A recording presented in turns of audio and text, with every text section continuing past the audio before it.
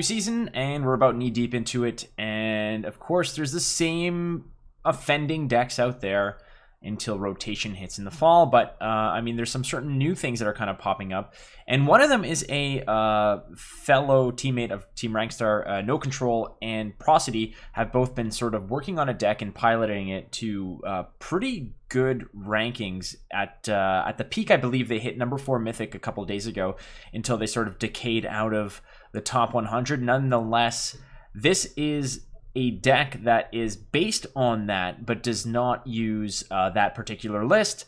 And I figured I'd give a little bit of a shake up to that list, and we can walk through it. I have no name for this deck yet, but we'll come up with something stupid by the time that I hit cut now and we go to the deck list.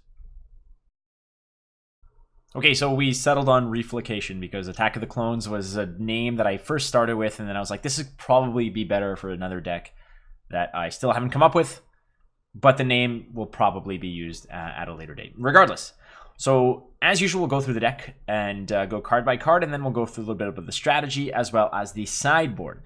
So the deck is as such. We have 4 Llanowar Elves, 4 Leafkin Druids.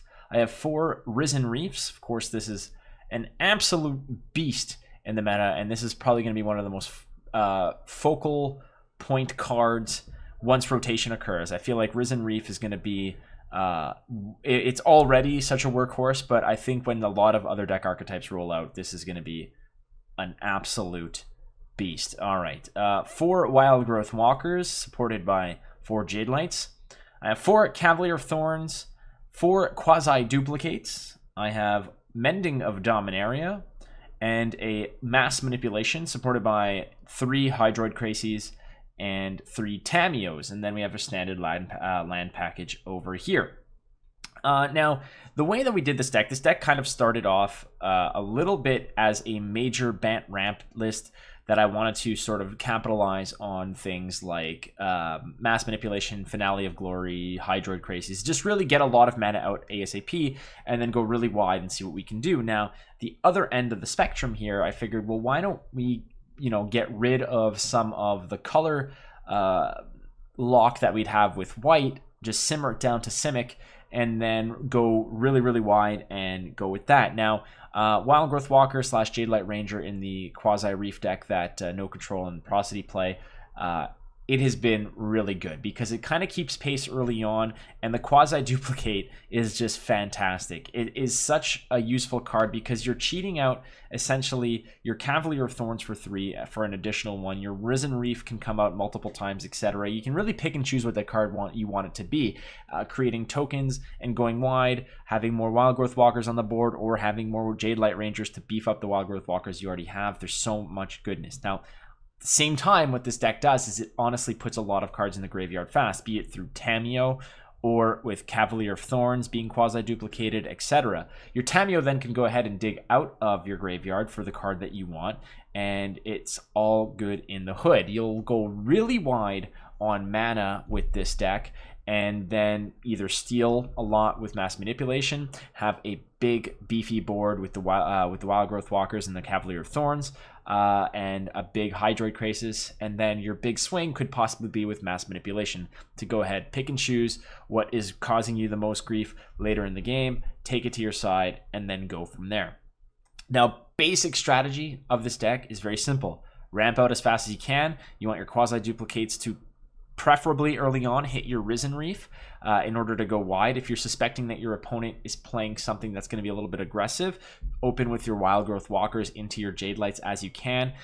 Use Quasi-duplicate to sort of split your Wild Growth Walker, and then keep playing Jade Light Rangers. If they die, no big deal. You can get them back with Tameo and go from there. Now, Mending of Dominaria, this card over here, if we look at it, the first 2 chapters are put to the top 2 cards of your library into your graveyard. Then you may return a creature card from your graveyard to your hand. No problem, because you're going to be milling a lot of things with Cavalier of Thorns anyways, so might as well use this to go ahead, mill 2 cards, pull it back, and then at the end of the day, all those land cards from your graveyard go onto the field, and you shuffle your graveyard back into your deck. So all your top decks are going to be pretty wild. Your Risen Reef triggers are going to be good, and you're going to be busting through this deck pretty liberally. You're going to be discarding cards, playing cards, drawing cards like a madman. So what you want to do is you want some type of assurance that you're not going to mill or deck yourself. Now, some people would say, just play Jace so that you can just win the game that way. Well, yes, you can, but at the same time, if Jace gets countered, if something occurs, you want some backup. This could also get countered, but at least in this case, this doesn't seem like something that they'll be too hooked up on getting rid of. Again, this is a play on other deck archetypes that already exist. This is my version that I've been playing, having some good fun with, so this is what we've been using. Again, Hydroid Krasis can go throw down to create big threats. Cavalier of Thorns quasi-duplicate on your Cav or your Risen Reef or your Jade Light or your Wildgrowth Walker. Depends what the situation calls for. You go wide, you're good. Mass Manipulation, steal a bunch of Planeswalkers, and it's all good in the hood. Let's take a look at the sideboard now. We'll do it this way. The sideboard looks like this. 3 Veil of Summers, because you're going to want to be able to protect your creatures against blue or black removal, or just protecting your permanents against those colors. I have 3 Cerulean Drakes. This is purely for, obviously, the mono-red matchup, but at the same time, Grixis can really help with this as well. Protects against the Nicol Bolas, protects against the Dreadhorde Butchers. Feather decks as well are gonna be banging their head against Cerulean Drake, so that's a good thing as well.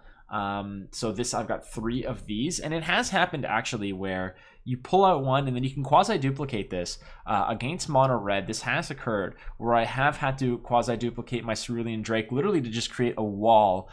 So my opponent really couldn't attack with creatures, had to rely on drawing burn spells to face, and then we kind of were able to move forward from there once this impenetrable wall fortress here helped us out.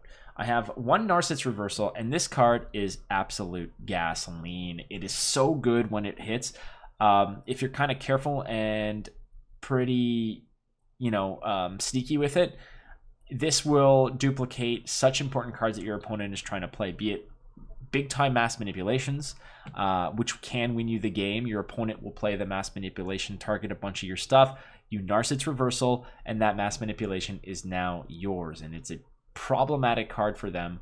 Now, obviously, they'll be able to its copy target instant or sorcery, then return it to its owner's hand.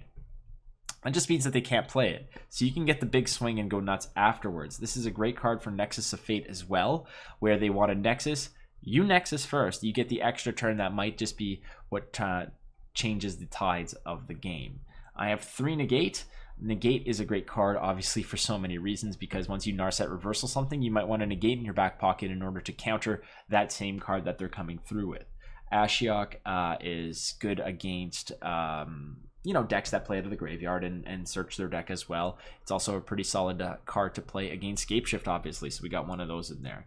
Double Shifting Ceratops from the mono blue, or any type of blue that is going to be giving you some problems. This card here has won games against Esper decks, just throwing them out there, going face. And River's Rebuke, because lots of zombies with Scapeshift and lots of things gone away. The River's Rebuke is great, and even if your opponent knows they have it, if they don't have an answer for it, it's always a great thing. And a second mass manipulation, because you want to be stealing a lot of stuff. You're ramping a lot. You want to steal their planeswalkers, you want to steal their big creatures, you want to steal their engine pieces. Why not? So that's the deck, ladies and gentlemen. Reeflicate.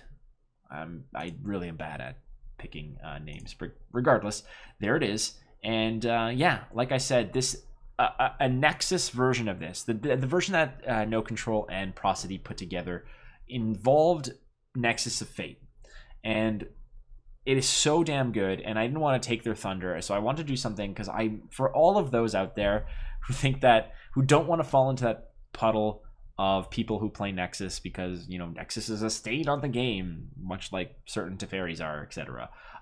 They don't want to play it. If you don't want to play it with Nexus, you don't want to waste 4 Mythic wildcards on a deck, or sorry, a card that is rotating out in a month or 2. Well, that's fine. You can just sort of sidestep that whole thing. Try this deck out and see where it goes. This is it. This is Reeflicate.